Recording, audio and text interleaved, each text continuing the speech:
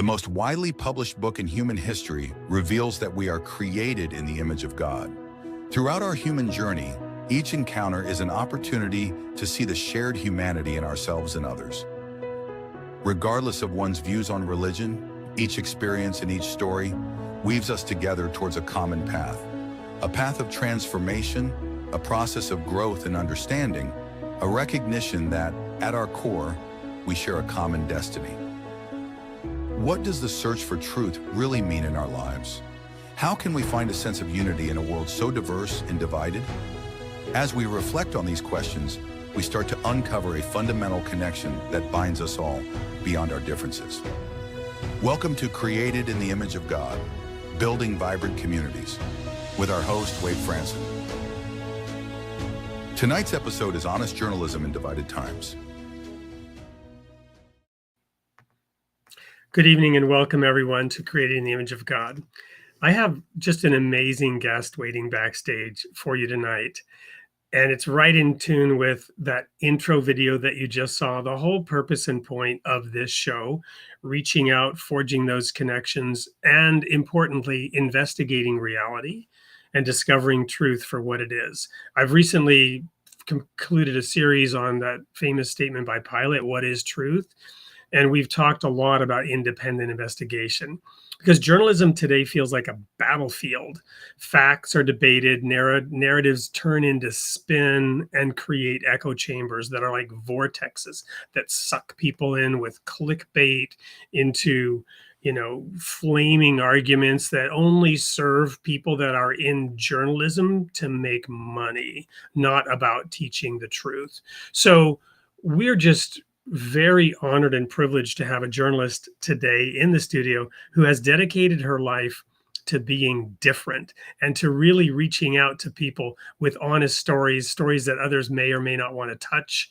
Her reporting is not about pleasing a side, but finding the truth no matter where it leads. Her name is Nancy Rommelmann. Welcome to the studio, Nancy. Thank you for having me, Wade. Thank you for the intro. Well, it's my pleasure, and I've really enjoyed getting to know you as we've prepared for this show and had various discussions. And I know the audience is going to be very intrigued and interested in your story and how you got where you are. So let's start by finding out who the real you, the little girl Nancy inside, who was formed and shaped by circumstances that go back a few years. And who were your parents? Where were they? Where were you born? And what was that like growing up, Nancy? I am from New York City. My dad was a New York City boy, totally self-made, his mom was helping support his mom from the age of 9. Very, very smart. Skipped 2 grades in Catholic school, put him through college, and became a stockbroker. My mother mostly stayed at home, but very, very creative, very into civil rights. I went to a private school. I was not a particularly good student. Got into a lot of trouble starting when I was about in 9th grade. Was that a Catholic school too? No, it wasn't. It was a regular private school called St. Anne's, but it was not a religious school at all. It was the 1970s. I kind of wanted to run around and be naughty. And 70s were a terrible time in many ways. New York City, it was kind of fun too. The city was kind of wild. I think in one sense it was also, though, breaking some ground into what I would eventually do with my career. I didn't really like the little world we lived in Brooklyn Heights and the people going to the tennis club and looking down their noses at other people. And I was like, I don't like this. I want to go hang out with other kinds of people. So I did. There's a little teenage memoir on Amazon you can buy called Queens of Montague Street. You can read all about it. But was it like that song by Barbara Streisand, "Ladies Who Lunch"? I love that song. You know the song? No, I don't know the song, but no, it was not. It was running around New York City, going to clubs when you're 15 when you shouldn't be. Okay. I did go back to school. When I left school for a little while, went back, did go to college. Probably shouldn't have. Probably should have just gone and worked. But I didn't really study to be a writer at all because I was quite convinced I was going to be a movie star, as many people are as I've gotten older. The kind of quest for fame is really about wanting attention and love and all that. But in any case, I did become a writer. Started writing seriously and for a living when I was pregnant with my daughter at 28 and lived in LA and decided I wanted to be home and not be out, but I could write from home a lot of things. It started out then I would leave home. But yeah, I kind of wandered sideways into being a journalist. But from the very beginning was very, very interested in telling the stories of others. And how do I say this? I think we touched on this in one of our conversations. Whenever I look at a story that's being reported and everybody's reporting it like that way or that way, especially if they're shouting about it, I'm always like, I don't know if it's really like that. And if you go in and look, it often is not. So that's sort of been my beat. I realize I kind of condensed my life there a little bit. Um, Well, yeah, I want to get back a little bit to sure. how your parents' reaction to you gallivanting around at 15 in New York, and then what led you to go. I mean, maybe you were pursuing the actress career to get you out to LA, or Well, they were not so very happy about me gallivanting around, but also people, if they remember the late 70s, it was a time when parents were, it was just a different way. People raised their kids differently back then. So we were allowed to be a little wild. I went to Los Angeles because I'd been started working in film in New York, and I met my daughter's dad on a mini series that was being filmed in South Carolina called Roanoke. And I met him and fell in love, and he lived in LA. So I moved out to LA, yes, to be a movie star. And then thankfully that did not happen. And where were you in LA? I was first in West Hollywood and then just all around Hollywood, Los Feliz, Silver Lake, that little cluttered area. Oh, Uh, yeah. I love yeah, Silver Lake. I lived in Pasadena off and on for years. My beautiful. wife was living in Studio City when Mhm. I met her.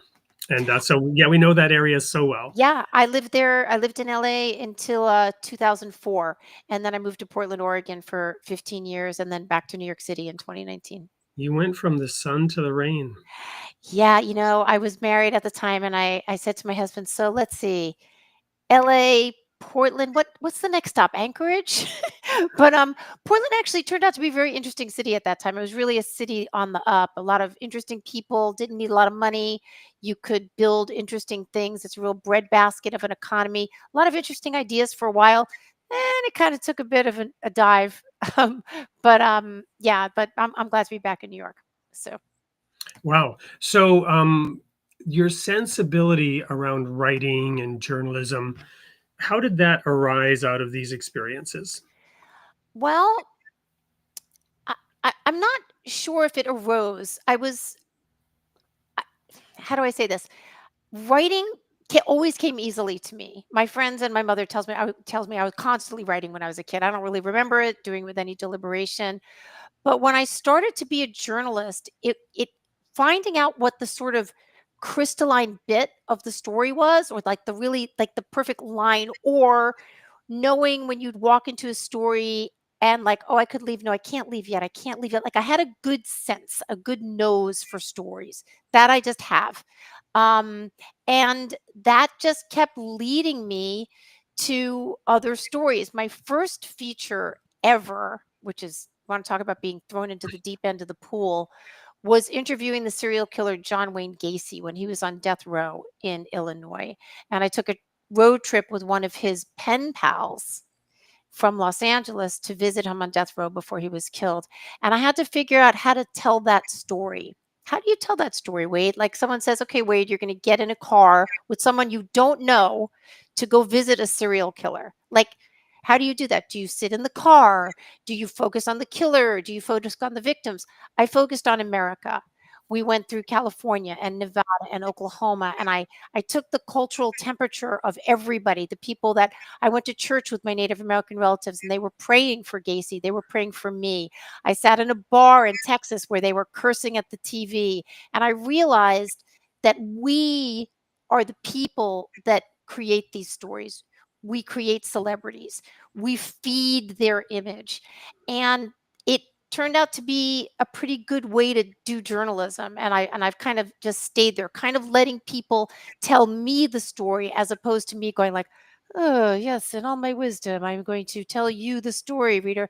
No, I'm going to let you meet these people and have them tell you the story, and then you can decide. If people want to read that, that's on Amazon too. It's called Destination Gacy. That's up there. It was certainly an interesting experience for it to be my first feature article. Are there are there any journalists? Because as you were describing that, I immediately thought of Hunter S. Thompson and Yeah, yeah, the white whale, you know, and the way yeah, that he told the Fear and Loathing in Las Vegas story. Because I read the book as a teenager, you know, long before Johnny Depp, you know, yeah, popularized it through the yeah, movie. Um, Somehow when you talked about getting in that car and the journey, of course, he was yeah. telling the story in a different way in a way, but anyway, so are there any journalists that you sort of For sure. Absolutely. One, unfortunately, who I knew personally just a little bit, who just died this year, William Langosficia. He wrote for The Atlantic for a long time and also for Vanity Fair as their international correspondent. He went out and found these stories and wound up, writing books about them. Tom Junod, Junod, is another one. Michael Powell, he's at The Atlantic now. There's plenty of people. What it really is something that I've had people come up to me and say, "Oh, thank you so much for like getting on the ground and talking to people." I'm like, "Isn't that the way you're supposed to do journalism? Like, isn't that what we're supposed to do?" But, as you and your viewers know, it's a little bit less than that. You had it in the intro. It's like you're going to do it for the click. Maybe your editor wants it this way. Maybe your readers want it that way. That doesn't interest me. I don't write for places that are like, you need to tell the story that way. Why? Go out, go go find the story, let the story tell itself to you. And there's still plenty of people that do that.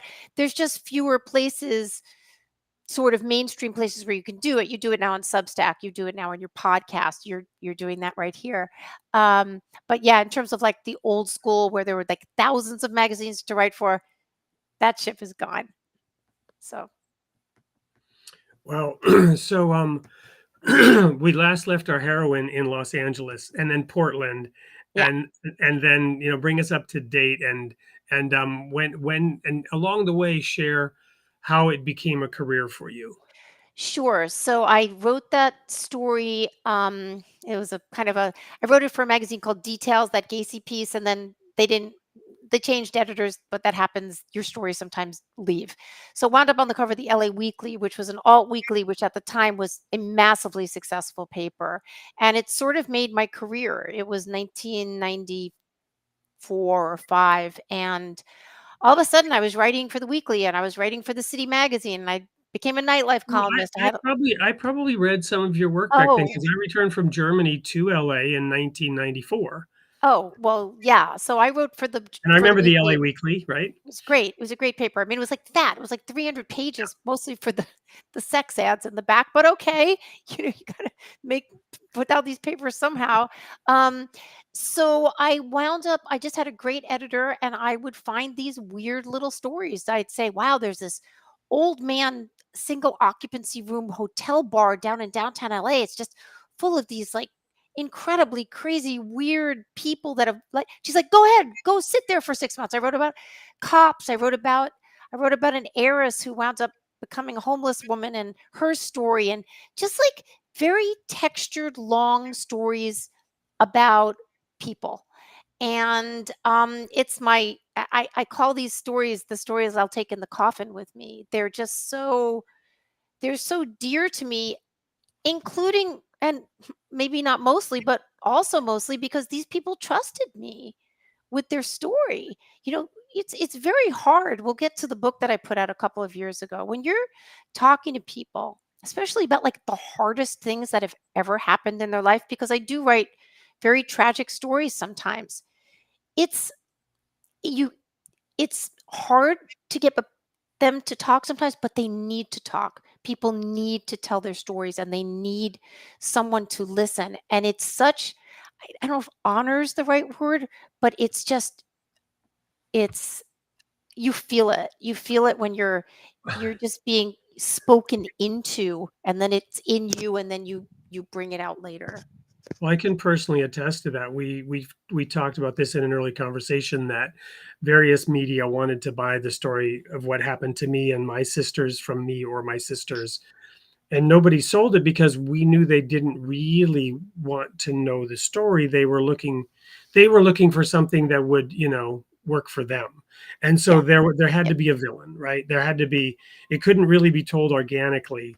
And the full story was more complex and perhaps longer than the average reader might sit through, right? But you could certainly turn it into a very sensational piece that would do really well in some circles. So I had to, go and build this publishing company and now a media company because of that, and the same kind of Yeah. sentiment that other people need to have their stories told in the way they need them to be told, and they have to have more control over that than would typically be the case with, traditional media. I cannot name or I can't count the number of times that I've had people ask me, mostly younger people, saying, "So do you write for clicks?" I'm like, I don't. And I wouldn't write for any place that asked me to do that. I mean, I'm always happy when a story does Right. well. I mean, that's certainly great. But the story has to be in charge. That's it. You're not gonna trim the facts to fit the theory. You're not gonna juice it up, or you're not gonna, make it sensational. You can do this without being corrupt. You can do it by like, where's my pull quote? Where do I break the sentence? How do I lead you into the story? If someone stops reading a story, that is the writer's fault. You have every opportunity to lead them into the story where they're like, I am riveted. And that's your job. Keep them in the story. I will get to my book, and I think in the next segment, Yeah. but I had many people say to me, there's no way you're ever going to be able to explain to me why this happened. And then they read the book. They were like, I kind of understand how this happened. I was like, well, Yeah. then I did my job. It may not be an excuse, but there's a reason, right? What, that we do the jobs that we do? Or, No, oh, that you mean, why always yeah, nothing here. Everybody here, see some questions here. We'll get to them. Nothing comes out of the blue. Maybe a bolt of lightning. Okay, maybe you're driving and you hit some black ice, but you decided to go on that trip at that night. Nothing comes out of the blue. You can reverse engineer and find out when things started going a little weird. yeah. So we're going to go to a commercial break. The first one is usually, and in this case, yes, it is a commercial about Nancy. So we'll get to see a little snippet of how and what she does. When we come back, we'll need to introduce a little bit of religion, because after all, that's what this Sure. show is. And we talked about this earlier. There are two hidden words in the Baha'i faith. The first one is about possess a pure, kindly, and radiant heart, that thine may be a sovereignty, ancient, imperishable, and everlasting. And I was thinking about this quote, how fitting, how apropos, as you were talking about what motivates you in writing the stories, and then perhaps, if I dare say, your moral compass in how you go about it, right? You Mhm. have an ethical and a moral imperative on how you tell these stories. And there's a certain Mhm. purity to that, right? Do you want to comment on that at all before we go into the break? First of all, thank you very much. I think that is absolutely true. I'll give a kind of a silly example, but I review books sometimes for the Wall Street Journal. And I've had people say to me, "Oh, so do you read the book?" I'm like, Yes, I read the book." Someone's like, "Well, you could use AI." I'm like, "No, I can't do that. Someone has put their heart and soul and time and money into creating this thing, and you wanna bring what you can." Yes, and then the stories also, you sometimes there's a little mystery here, right, Wade? The stories also call to you. My husband used to say, "Oh, there she goes." I would hear of a story and I'd be gone, because it was speaking to me and saying, "Okay, you need to come here and look into that." So, yes. Awesome. Awesome. Well, we'll be right back with more of Nancy Rommelmann. We'll learn about her book. We'll learn about how, the work that she's doing now and how that is impacting people when we continue this topic. What was the topic again? Honest journalism in divided times. Honest journalism. Don't go anywhere. We'll be right back with more of Nancy Rommelmann.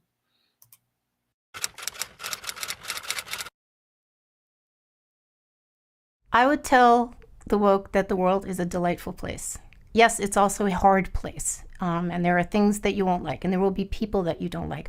But there is no such thing as a category of people that you don't like. Every single person gets up in the morning and puts on their pants one leg at a time, so to speak. Everybody has fears. Everybody has love. Everybody has ideas and things that they strive for. And it is so much more pleasurable, personally pleasurable, and satisfying to get to know people and to get to understand why they think the way they do, why they do what they do. This is what makes the world so beautiful and magnificent, and it is right there. And to say instead, like, I don't like all those people because they're a certain color or they're a certain religion or because I believe that they're all terrible because they supported Donald Trump or because they supported Biden, is just, you're robbing yourself.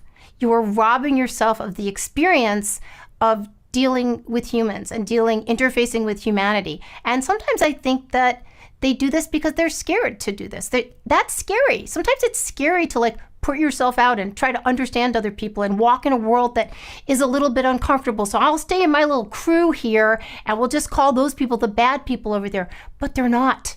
Okay? Everybody is a human being and everybody is potentially interesting. Maybe you won't like them, but give it a shot and check it out and be open to these experiences, as opposed to closing off like vast swaths of the population because they fall in some category that you and your crew have decided is the bad category today. The world's going to get pretty freaking tiny if you're only going to hang out with your little tiny crew because these are the only ones that are okay.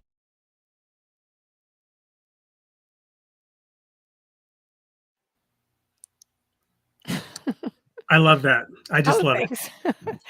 So before the break, we were talking about a certain someone. I'm not even going to mention the name because I'm not trying to make this at all political. And some people know and others probably don't. But there was this politician who used this term basket of deplorables. And that was kind of a seminal moment that we talked about. Your video kind of gets at that, and not to single out one side or the other. But we talked about how that was, I think I used the phrase, it seems like the culture war metastasized at that time. Where were you in your journalistic arc, in your career, and how do moments like that affect you in the work that you're trying to do? So that was an interesting time. So this was in 2015, 2016, going into the 2016 election. At the time, I lived in Portland. My then husband, had a coffee roasting business, a lot of very young employees that don't have televisions because young people don't buy TVs. I get it. But they were watching the debate in our kitchen because we did have a TV because we're old. And I was listening to them and trying to clock their fears about Trump, which, I shared some of them, certainly. I share fears of all politicians. But there was also a sort of building rage that I could see. Then I started to write about this for different magazines, sort of, there were these signs that went up in all the windows in Portland saying, everyone is welcome here. You are welcome here. Like all creeds, all colors. But then, like, if you walked in with a MAGA cap, they wanted you to leave. And I was like, wait, what's going on here? There's something happening in the air. So I started to write about that. And then we moved into the pandemic. And then we moved into George Floyd being killed. And I was already living in New York at that time, but I went back and covered the protests for a year in Portland and wrote like 30 stories and 1,000. I've written 1,000 things about this. I have written about the culture wars. And I think you are somewhat right to peg it to the basket of deplorables when you are going to, now there's going to be the good people and the bad people. And unfortunately, not all of us, because frankly, not all of us live politics 24/7. But there's been a real division and a real tribalism in this country that I don't think has done a lot of good. So in terms of my work, I've tried to be very balanced, talking to Antifa, talking to the shopkeepers, talking to the people that hate Antifa, talking to the people in the federal building, talking to the cops. And I have to say, it was very satisfying to have a lot of people say, thank you for giving it to me straight. Because that was a very difficult time to you said it at the beginning. How do you know who's telling you straight? When Fox is saying, savages coming to your town, and MSNBC is going, there's nothing wrong. It's like, all right, I don't know what's happening here. So that has been a bit of my beat now for 4 years. I went to the DNC protests. I went to Israel and reported. I've tried to just sort of get on the ground with people and give it to them as I see it and as I am told. So yeah, protests have become something of a beat. They can get a little boring after a while, um, but that's something that I remain interested in. Um, so yeah. Well, it seems like a natural outgrowth from what you did when you wanted to write about the Gacy situation, and you said, "I'm going to drive across the country, and I'm going to understand, what people are thinking and feeling along the way." hmm It's also, you learn that people in mobs behave one way and one-on-one they don't at all. I mean, I've stood in Antifa or Antifa wannabes for dozens and dozens of nights and been tear gassed and been followed and had my phone stolen. And then I've sat with like one Antifa girl who was very sweet while she was petting her dog and tried to explain to me why they were there doing what they were doing. And she really worked as a librarian. So it's like you're good. It's good to go talk to these people and understood. I just wanted to mention I see one question going by. Yes, I have spoken to people on the federal level more than once. Yes, I have. So this idea of I guess getting at the truth. Um, you're you're it seems like you're more interested in helping people navigate perceptions. Is that fair? Versus investigative reporting and trying to, these are the facts. I'm not weighing one as better. I'm just trying to assess the approach that you use in your work. I think that's fair. Yeah. Navigating perceptions, I think that's actually very perceptive. I have to say I'm sort of selfish. I mean, I tend to wait. Sometimes I'll take an assignment that doesn't like, whoa, all my bells are ringing. But I try to I try to walk into stories where I really want to know what's happening. Like, what is happening here? And then when I start to dig and find it, then I can give it back to people. And sometimes that starts with looking at a lot of facts. Sometimes it starts with talking with one person. Sometimes you talk to a lot of people and then find the facts. It really just depends. Every story is different. Well, you know that there's this common saying, right? Perception is reality. What's your Mhm. take on that, given the work that you do? Well, how are our perceptions fed? In one of the videos that I sent you, because there's about 10 of those videos, it's like, where are you getting your news? Are you only watching Newsmax and Fox News and Candace Owens? Well, okay, then that's where you're going to get your news. You're going to believe that the president of France's wife has a penis. I mean, that doesn't really ring my bell, and I don't know why you would need to believe that, but that is going to be part of your daily feed. Maybe Candace Owens is onto something else right now. I don't know. Are you only reading uber liberal publications? Then you're going to get, it's going to be 75 terrible stories about Trump today. Because I want to, I try to read across the board. I mean, I have some favorites. I really like the Wall Street Journal. I think they do a really good job. I like the Atlantic. I've written for both publications. But I I, try I to used to read. I used to really like Rolling Stone. That's why I first met Matt Oh, Taibbi, right? And yeah.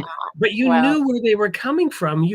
They're not hiding their bias, right? And you follow me? So you take yes. it, you take it, and I love the fact that he was able to kind of, in a sense, say, hey, wait a minute, maybe some of the things that I wrote, maybe you know what I'm saying? Talking about Matt Yes. Taibbi now, right? Yes. Yes. Now look, we know if you're reading the National Review, it's going to be a little more on the, it's going to be a little more conservative. I've had lots of conversations with my friends when we remember the days when different journalists would be arguing with each other in their various I publications. I have to share with my audience too that I Oh, also subscribe to the National yeah. Review, not only Rolling Stone. Yeah. But see, that's interesting. Now, I will say, I And nobody Scientific American. We had George Musser on here, who's was the editor of Cosmology for 10 years, talking, so even though I'm into religion, I'm interviewing people from Scientific American. and that's great. Why not? I mean, that's only going to enrich you and lead you to other places. And I'm sitting here with you, which is, I was like, how did I get here? But good. I'm glad. I think I think that some places will wear their biases on their sleeve. The problem is when they don't, when they're like, Yes. no, no, no, no, no, we're this, no, you can trust us. And Fair and balanced, right? Fair and balanced. it's like, no, just be honest about it. And, there used to be sort of general interest magazines, which would kind of go across the board. I think we have fewer of those. The Atlantic, I think, does a pretty good job, though. A lot of people will tell you it's a liberal rag. I don't think so. I think they do a pretty good job, but okay. So, Yeah, I kind of lost my train of thought. There was somewhere I was going with this. well, I thought I'll tell Perception. you about my book if you Yes, want. please go ahead. Thank you. Okay. So I wrote a book that came out a few years ago called To the Bridge, A True Story of Motherhood and Murder. And I'll tell you how that started. I got the Saturday morning paper, the Oregonian, and it had a little tiny blurb, uh, 2 children found in river. That's all that was known. That's it. I was like, what? One was alive. The little boy had died. The little girl had screamed, and some good Samaritans went out and got her. It was the middle of the night. Their mother was arrested that night. And I thought, okay, no, this doesn't make sense. I'm a mother myself. And every article, because it was big news in Portland, every article, every editorial was either she's evil, hang her from the bridge, or she's crazy because obviously there's nobody in their right mind would do this. And I was like, really? Are those our choices? Because that's it. There's nothing. There's no free will. Or something else that impacted it. So I decided to embark on that story, and it took 5.5 years to get everybody to talk to me, to get everything I needed to tell the story in the way that I thought it should be told. I was told not to tell it. I was told no one wants to read about a mother who kills her child. I was like, the book has been still selling. It's been out for 5 years and it's still selling. So obviously people do want it. It's sold about, 25,000 copies, which is a lot. I was told that I was going to make things worse. I was like, okay, let's see. We've got a mother in prison, a dead child, a daughter who has lost her brother and her mother, and the extenuating circumstances were horrible that led up to this. How am I making things worse? I don't think it's possible. And I will tell you that years later, all of the surviving children reached out to me separately to say, I need to know more about my siblings because they'd all kind of been kept apart. And I was able to kind of bring them together to a certain extent. Anyway, that was I became very engrossed in writing that. That's the best place to be for a writer, not when you finish the book, but when you're really in the meat of it. And I wrote the book I wanted to write, and I think it's a book that explained things in ways that most people either didn't have the time, and I get it. You work at a daily paper, you got 75 other stories you have to deal with. I took my time and hopefully talked about a very, very hard issue in a different way than you're used to. It's not a lurid book. They call it true crime, but it's definitely not lurid. I would never do that. I would never do that. Oh, I can't hear you, Wade. You're muted. I muted myself because I was coughing. One of the threads that I did want to pick up on was this thing about telling stories in the first place, because you're probably familiar with the recent testimony of the CEO of NPR, right? When they were Yes. looking at defunding. Yeah. What's her name? Catherine something or other. Yeah. Anyway, Meyer or something. I don't know. Yeah. So my perception, and I was a big fan of NPR when I was living out in LA. I really enjoyed it. Me too. And then during the Trump presidency and beyond, I began to really get tired of it, and then almost angry, right? Yeah. And part of it has to do with the fact that they're telling stories, right? So I'm sort of analyzing my feelings of why I love what you're doing and why I didn't like what they were doing when you're telling stories and they're telling stories. And to me, it seems like, and she was being grilled about this, and I read into it a little bit. I mean, not read into it. I read about it a little bit. I didn't spend a lot of time on this, but they had a big story that they were trying to tell with all the little stories, right? They had a big narrative that they were spinning, and every story had to serve that narrative. And that's exactly what it was, why I didn't want to share my story with the media, because their narrative was simply, what's going to sell, and it has to be almost black and white. Especially back then, there has to be a hero, there has to be a villain. And you really didn't want to be featured in my autobiographical story, because there were no heroes, they were all villains, right? So but it wasn't that kind of tale either. It was a positive, hopeful tale, and I didn't want to come across like a victim.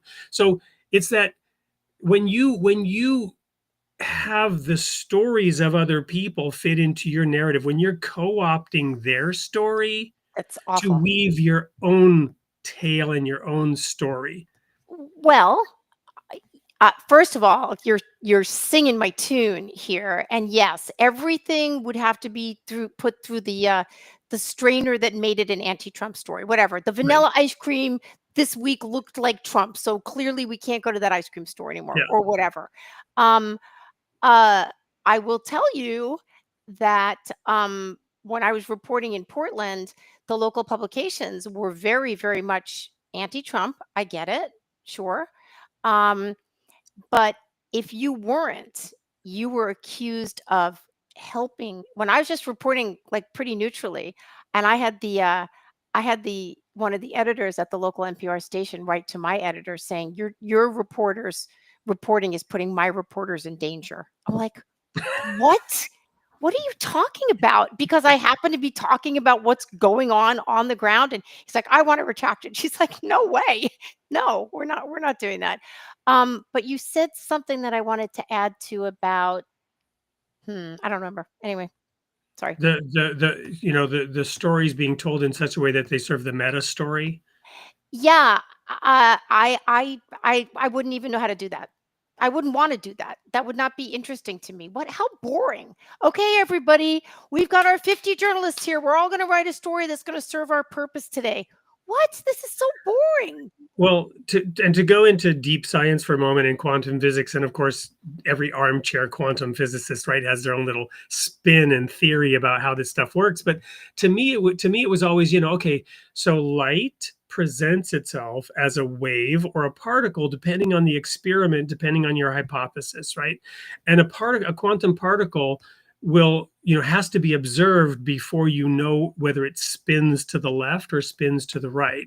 And the act of observing it breaks or causes the wave function to collapse, and then you can tell whether or not the particle is spinning left or right. This Okay. kind of stuff, right? So again, that perception being reality, and having to filter everything through a lens so that everything always spins the same way. I find it fascinating that these quantum physicists weren't thinking in terms of political spin when they began to Interesting. describe quantum theory, right? Right. But it's almost like they're building this from the cellular level up with these stories to create one gigantic spin. And it works, right? But meanwhile, you're investigating what's really going on here, and you have a natural curiosity, which is really what science is supposed to be. So is there some kind of objective scientific method to journalism that is important, or and I'm way off in a bunch of weird quantum Well, tangents here, but I think the main thing you need is to be curious, to be honestly curious. If you're not curious about a story, you're just going to walk in and like, okay, whatever. How do you make the donuts? Whatever. Like, you have to be curious. I also have to tell you, when people are acting badly or lying to you, they make your story a lot spicier. I've said this before. Even when people are lying, they're telling you the story. Oh, and people are going to lie all the time, like little lies, big lies, but that's okay. They're giving you like one little stick of the story to follow through on. interesting. Yeah. I'm going to share again another kind of religious point. This is a little bit of different. I've talked about this a few times on the show. You've probably never heard this, but and then we'll go to the commercial break and come back. But in the Garden of Eden, which I love, I go always back to Genesis over and over again. In the Garden of Eden, you have this serpent, and he puts a spin on what God told Adam and Eve. He says, "Oh, really? Did he say you're not allowed to eat any of the trees here?" And Eve says, well, no, we can eat of all the trees, just this one tree we can't eat. Oh, really? Well, why did God say that? And he's like putting these little doubts. And I call it the Mhm. whispering serpent, right? The whispering Mhm. serpent laying those doubts. And the point here is the serpent has no power. He really has no power. I mean, all you have to do is say, "Psh, tune it out, right? I don't want to hear that. It says in the New Testament, resist the devil and he will flee from you. He won't just slink away. I love that term. He'll slink away. No, he'll flee. He'll like run screaming. And it's simple. If you turn on the light, the darkness is instantly gone, right? So the Hmm. point is the whispering serpent, as you tell the whole story of the Bible, becomes a dragon by the time it's all over. In the book of Revelation, you have the dragon roaming about seeking whom he may devour. He can now devour and he's wreaking havoc. And the way the serpent grows up into a dragon is enough people listen to the whispers Mhm. and enough people get infected with the lies. And now they're giving political power to the lie, to the corruption, to the dictator, whatever. And now the dragon is wreaking havoc and breathing fire and destruction in his wake. But it starts with the little listening to the whispering thing. And it's very subtle and it's very simple. You talk about getting to the story where you can unpack, peel the layers of the onion. You didn't use this analogy, but Yeah. there's a story there and there's more to it. And then they're even telling this little lie, and that's part of the story. Now you begin to see what really happened. Well, when you were telling the story of the serpent becoming the dragon, I was like, "Are you talking about American politics?" Because that's Yes, where that's it's where we it's are. the rise and fall of civilizations throughout human history. Oh, I know what I was going to say, and then we'll go to the break. Yep. People, they don't like their news nuanced. They like it super straight. Just I don't know, it's chocolate or vanilla. I don't want to talk about it, but that also gets boring. They kind of do. They got to learn that they do want the nuance. So Yep. What happened with tell me something I don't already know? yeah, exactly. All right, we'll be right back with more of Nancy Rommelmann, and don't go anywhere.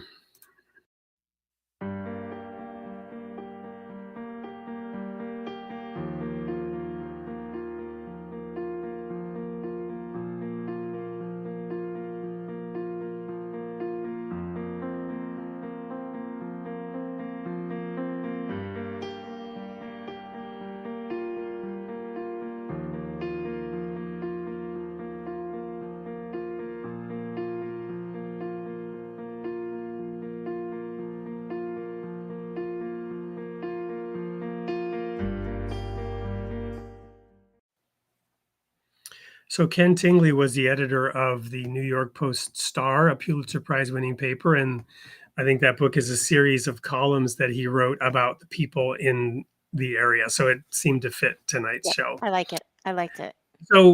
So where are you growing next, Nancy? What is next for you as you emerge now, a successful author, having done many fascinating pieces, being at the epicenter of, a necessary commentary. I call it the razor's edge of between all these opinions, staying true to what's real. What's next for you, and then how will all this evolve? Well, I put out another book last fall called 40 Bucks and a Dream Stories from Los Angeles. So that's out, and that was fun to get out. It's sort of a collection of different writings and essays.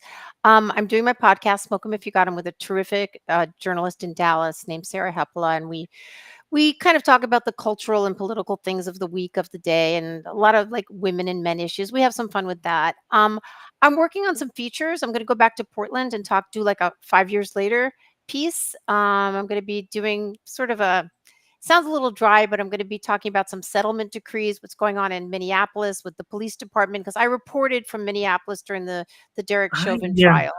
I So I get how that might seem dry, but it doesn't seem dry at all to me. oh, it's not, because Yeah. boy, let me tell you. I mean, first of all, we've just had the terrible, terrible murders in Minneapolis, and the city definitely has been at war with its police department, and they'd like fewer police. And then you have something like this happen. Not that it probably couldn't be stopped, but then really, like, the average Joe kind of wants more policing, and then the city council is arguing with the mayor, so that might be interesting. I do have a book project, but I'm not going to talk about it very much. I find that can be a little bit of a a project killer. But I do look forward, whether it's the one I'm talking about or another one, getting back to the sort of research that I can't keep my fingers out of because it's just so compelling. So, Well, you've got there's a phrase, I don't get it exactly right, but it's something to do with pie. What is that again? oh, make more pie. Okay, so Make I more have pie. Yeah. I have a Substack and it's called Make More Pie. You can nancyrommelmann.substack.com. And I do bake a lot. I actually have made a living as a baker when I was a kid, or not a kid, but my early 20s. And I bake all the time. I bake every single weekend, breads and cookies and everything. But it's the concept that there's not one pie that we cut into smaller and smaller slices, that it's a what we just make more pie. So yeah, Yeah, I'm and always trying to make more it's pie. it's funny because that penny dropped earlier this evening. I'm like, oh, she's talking about, it's not finite resources. We can grow things. We can make more. We don't have to fight over the I No, always thought it was like, no, I do this serious stuff and then I like to write about food. No, it's not that at all, right? it's both. You're doing it right now. You Yeah. have something that you built. The last book we put out is with a small independent publishing company we built. Yeah. It's like you can just do it. Is it always easy? No. Is it always going to succeed? It's usually hard. No. But it's super fun, and you get to meet interesting people, and you get to build. I had a sound studio in here for 3 years where we recorded all kinds of. I had Vivek Vivaswamy in there recording. I mean, you just do it, and yeah, There's a piece on my Substack about how I built a media company here. We don't do it anymore, but it was just so fun. Well, and that's why I wanted to ask. So, smoke them if you got them. What's that about? Because there's probably a pie story in there too. No, we don't really talk about food so much. That's a journalist named Sarah Hepola. She's wrote a book came out actually like 10 years ago called Blackout, remembering the things I drank to forget. She had been an alcoholic. She's been sober for many years. So I'm so proud of her. But we met because she wrote a piece for The Atlantic called The Things I'm Afraid to Write About. And she sent it to my buddies that do this Fifth Column podcast. They sent it to me and I called her. I was like, let's podcast. And we did 3. And I was like, we have a show. And we talk about culture. We talk about articles that come out. We talk about movies. We had the author Brian Burrow, great author, wrote Days of Rage. And he had a book out now called about the old, what's it called? Gunfighters, about the Old West. And we all just talked today about how great it is to be involved in projects. This is a thing when you're a writer. This is a little trick. Anybody out there that wants to be a writer or a journalist, you get to call anybody you want and say, "Hey, you want to do something?" And they're like, "Sure."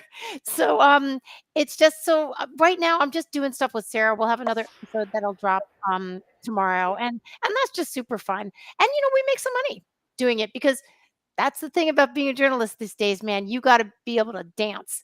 You better be able to hustle if you're going to keep making a living. So You have to be productive. It's not there's not just a patron out there, which is in a sense a good thing, right? That's kind of the independence. there is no patron, but I will say it's interesting. If you do, and it sounds like I'm patting myself on the back, but I don't think I am. If you do good work that resonates with people, they will come to you. For instance, I wanted to go to Israel after October 7th and report. And someone heard about it, someone I kind of know, and she's quite wealthy. And she's like, I fly to Israel all the time. I have points. I'm buying you a business class ticket so you can go and report. I almost have tears in my eyes to tell you this. And that allowed me to go and report because I don't have money to pay for a business class ticket. Like nobody was really flying yet. It was just a few months after October 7th. Only El Al was flying in and out. I don't think Delta was flying yet. And that's like, that's amazing that someone says, I find what you're doing valuable and I'm going to help you do your work. It's amazing. It's amazing. So, you mentioned in an earlier conversation you've also been in the Ukraine Yes, I went to at some Ukraine. point. So, Yep. so tell us a little bit about those travels to those areas So I'm and what very that's like. lucky. I write for Reason magazine, and Reason's just great. It's a libertarian magazine, but they write about all kinds of stuff. And I've done a lot of on-site reporting for them. I'm not on staff, but if I say, Catherine, she's the editor in chief, I want to go to Ukraine, she's like, great, go. I'll pay you well for the pieces you write. The war was only 9 days old.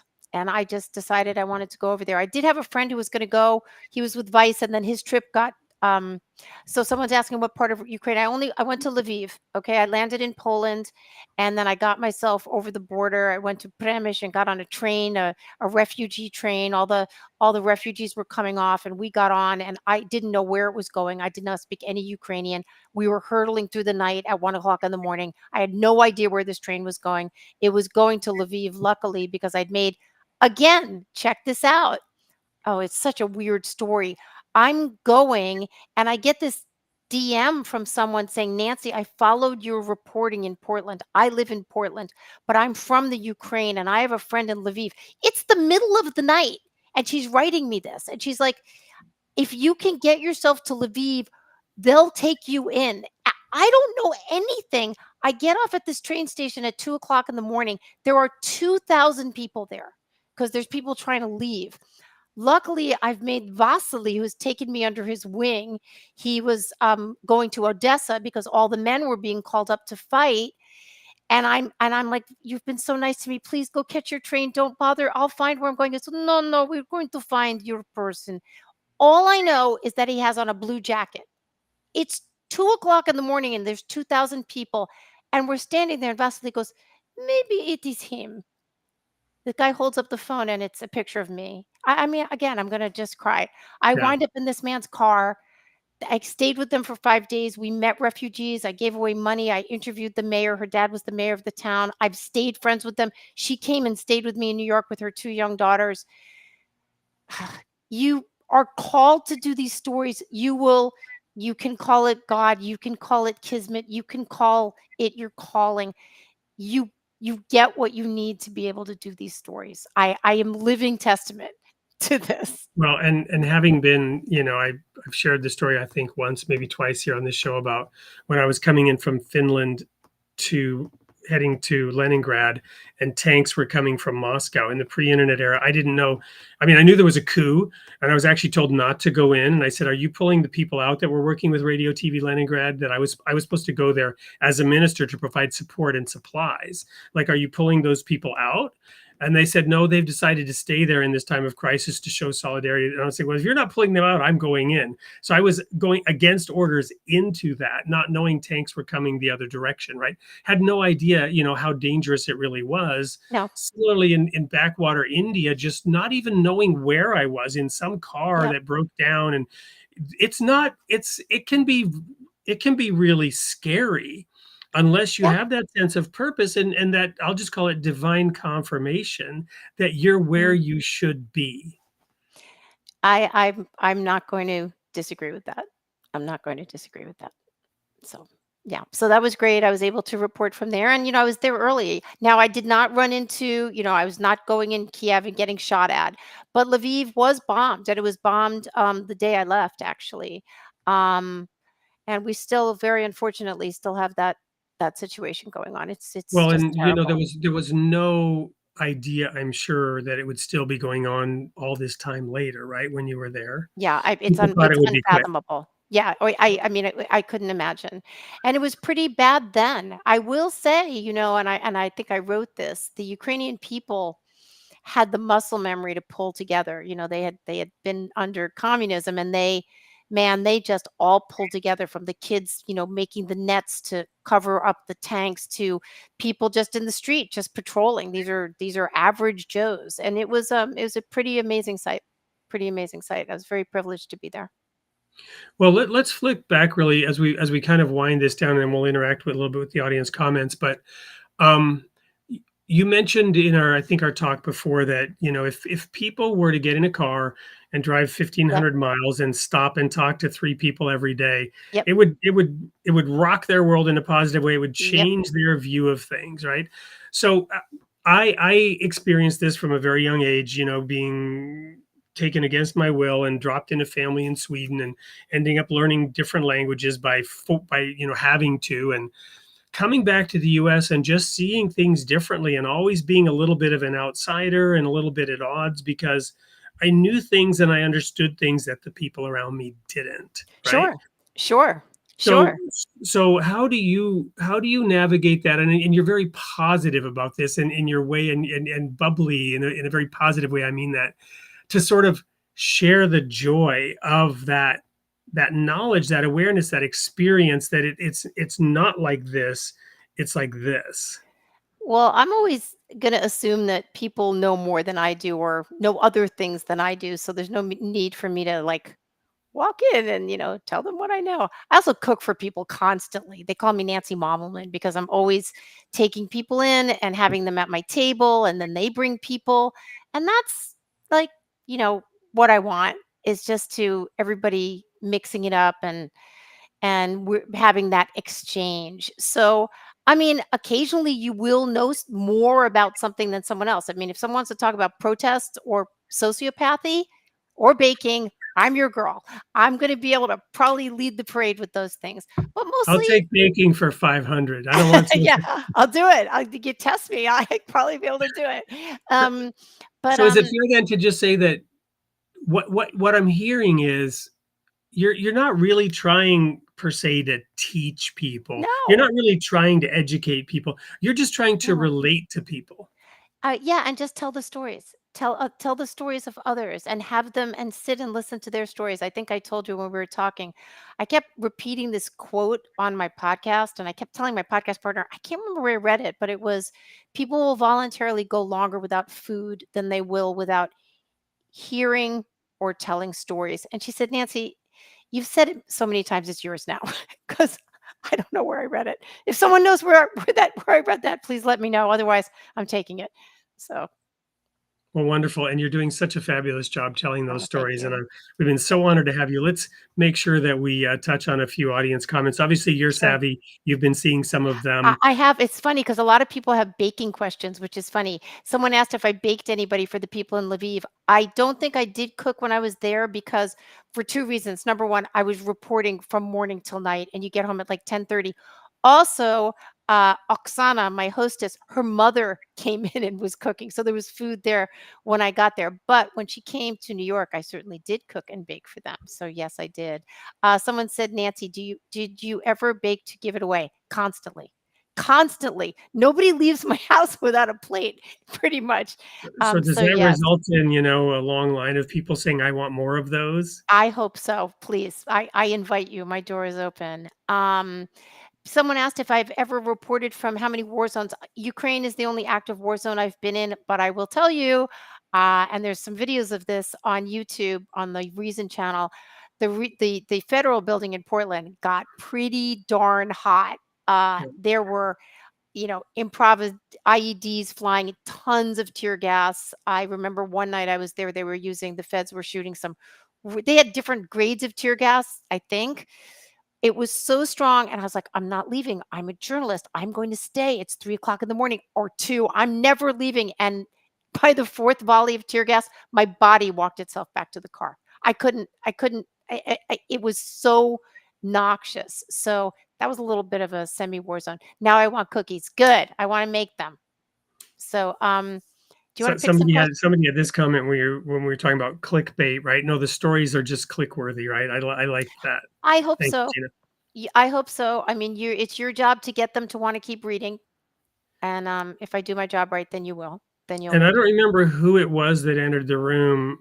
Were you scared at all when he entered the Oh, room? with Gacy. Well, Right. Oh, yeah. Yes. right. Go read the piece again. It's on Amazon. It's like 2.99. It's 20 pages long. Called Destination Gacy. So it's interesting. We built this up in our mind and we talked to so many people, and he'd sent me this letter where he wanted me to tell me my biggest fears. I had a 4-year-old daughter that I left home. I was terrified that there was some like network of national serial killers and all this. And then when we get to the room, he's this like kind of fat, middle-aged guy. And we're just sitting with him at a table. His hands were shackled, but he's right there. And he was really not scary, except that I did learn that day what a real sociopath is. He's super charming. Uncle Johnny, tell me about yourself. Like, hey, kids, you want me to get you chicken sandwich? Hey, guard, get these kids some sodas. Oh, blah, blah, blah. He was super, super charming. And I knew inside he was like, I get to do what I want. They're all too stupid to understand. Yeah, they're not allowed to kill. I am. He was he was a he was a hard, not good person. Yeah. Yeah. So, Yeah, I often philosophy or religion, I often try to help people understand this is my perspective. But I think it's valid, and I think you can clearly see it in the pages of the holy book, right? We must forgive, right? We actually teach something in the Baha'i faith called instant forgiveness. You have to be so practiced that you don't even get the grudge in that you don't even get the hate in the first place. But that's only possible in a society that is doing its job, which is to punish the Mm, criminals, right? You have to create a safe place in order to feel comfortable to instantly forgive. You can't just keep letting the yeah, rapist loose and expecting the person who got raped to forgive yeah, no, again. right. And that I think that's a real question, and we're going to get into a whole nother topic here, so I won't really start it, but it's a whole question we've had. I've written a lot about the police.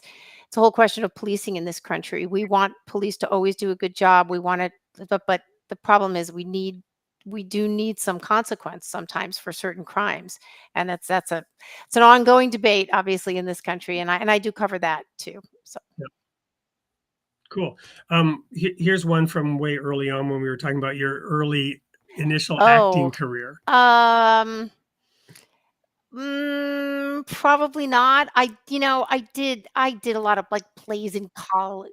Was there something that you did that you were really happy with, I proud mean, of, or yes, I in memorable? college, I starred in a play called, The Death of Bessie Smith, as the nurse, which it is a rough character, racist nurse. It was a great character, and I actually did a really good job. But when I went out to LA, I did, like, student films and worked as an extra, and I didn't do anything. But I'm really glad. I'm really glad. I'm so glad to have become a writer. I do not rue not becoming a movie star at all. I was thinking about my son who went to his first day of high school today, Oh, ninth grade, and he was really nervous, right? And I was trying to tell him, he's got an older sister who's really popular. She's a senior, and I'm like, just ride her coattails, you know. And when they come in and they pat your head because you're so short, and the girls say, "Oh, you're so cute," and it really makes you mad because you don't want to be well, cute, right? You don't want to, as a guy entering that, you don't want to be cute, right? You want to be, rugged. hot or whatever. I said, just go with it. Act like you like it. It will Mhm. serve you well. And then it just struck me that I was trying to give him some tips because I did not know how to Yeah. act. And it just struck me about the whole acting thing. I didn't know how to act in high school. And there's a little bit of acting that might be good for all of us. I mean, we're way off on a different weird tangent now, but just, to fit in, sometimes you may have to just act I a think little it's bit. I called don't know. fake it till you make it. But also, wait, how nice that you didn't know how to, but you can offer that to your son. And I think that is true. Just go with it. Because guess what, kid? You're never going to get it again. It's ninth grade. Enjoy Yeah. it. Because that's it. Well, and some of those girls, they may not exactly want to be your girlfriend, but they can, have you, come to a party or, and just kind of want you around. And As there's I say, nothing when wrong someone with that. opens the door, walk through it. So, Yeah. Well, so what else do we have? I mean, we're kind of at time. I still have to actually air the sneak peek, so we'll go a little bit over time. But Nancy, what would you like to leave the audience here as we wrap up this well, show in today? terms of self promotion, go buy my books on Amazon. There's a whole bunch of them. Follow me on Twitter at Nancy Rom, and go check out my podcast and my Substack. We love subscribers. We're very happy to have you. We actually have a subscriber Zoom on Sundays. We do a first Sunday, and you can come and hang out with Sarah and me and talk and all that. Read good writing. Read good writers. And if you want to email me, I'm easy to find. I will give you my email list of my favorite books. Good writing is it. I mean, for me, it's everything for me. It takes you where you want to go. It's food. It challenges you. It makes you weep. It makes you want to go do things. It's just people that put their time and the real stuff, the real writers. Seriously, I've got a list of top 10 books. I'm happy to share it if anybody wants to get in touch with me about it. So, Well, and that's so true. I often don't think about this, but in order for journalists to be independent, it only works if you have an audience that's interested in that independent Yep. journalism. Because, Nancy's got to eat too. She's got to have somebody help her buy those That's delicious right. ingredients Butter's for all this expensive, stuff man. that she's baking. No, that's true. We're very fortunate to have enough people that are interested in what we're doing and want to communicate with us and read what we're writing. So yes, that's absolutely true. Well, Nancy, it's been just a pleasure and an honor to have you here sharing your perspectives. It's really refreshing to talk to somebody who's involved in writing those stories from the perspective that you do, that honest journalism, to just relate to those people and make sure that we are getting to know each other in this great Yeah. American family and this great global Yeah. family. I really love And we all have weird uncles and, that eccentric aunt and, but they're Yeah. still part of our Yeah. Well, family. I love doing this. Thank you so much for asking me, and thank you to your viewers. I really enjoyed being here. Well, wonderful. So that's it for tonight. We're just now going to go to the sneak peek. And I'm signing off with my typical standard tagline.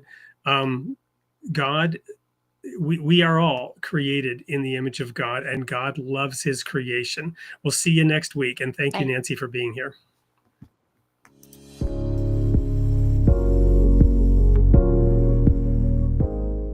Hello, everyone. It's Wade Franson back with another sneak peek. This time with a retired software developer who's the author of 2 books, one of which is Set the Captives Free. What did Jesus mean by that?